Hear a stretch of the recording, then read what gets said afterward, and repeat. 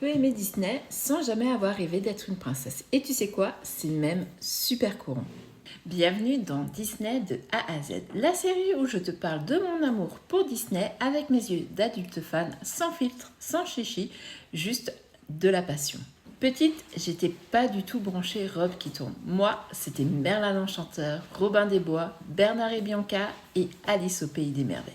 Ce sont les animaux, les univers un peu bizarres, un peu barrés, qui m'ont ouvert les portes de Disney. C'est ça qui m'a fait tomber amoureuse de l'univers. Ma fille, elle a grandi avec Dumbo, Winnie l'ourson, ainsi que Toy Story, puis la vague Reine des Neiges, évidemment. Mon fils, lui, c'était Cars, Monstres et compagnie, Toy Story et la Reine des Neiges aussi, parce que sa sœur le forçait un peu. Heureusement qu'il y avait Olaf. Les princesses, j'ai appris à les aimer plus tard. J'ai eu un vrai coup de cœur pour Belle dès que je l'ai découverte. Intelligente, rêveuse, différente. Mais Aurore, Blanche-Neige, ça n'a jamais été trop mon délire. Ariel et Cendrillon, j'aimais bien, mais sans plus.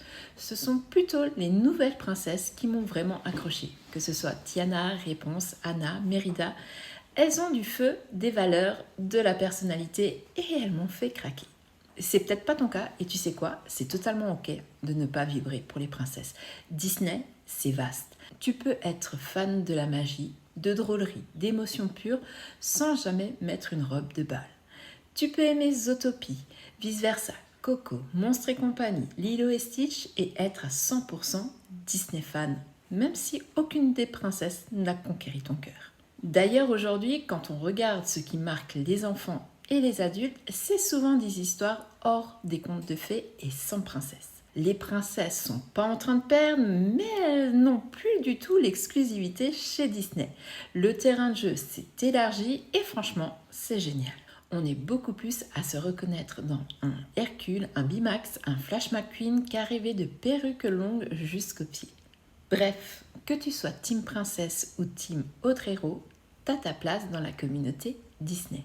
Et c'est justement cette diversité-là qui rend l'univers si magique. Alors dis-moi, toi, c'est quoi ton Disney doudou? Et si t'es pas team robe qui tourne, t'es team quoi? Je veux savoir, dis-moi tout dans les commentaires et nous, on se retrouve la semaine prochaine pour un nouvel épisode.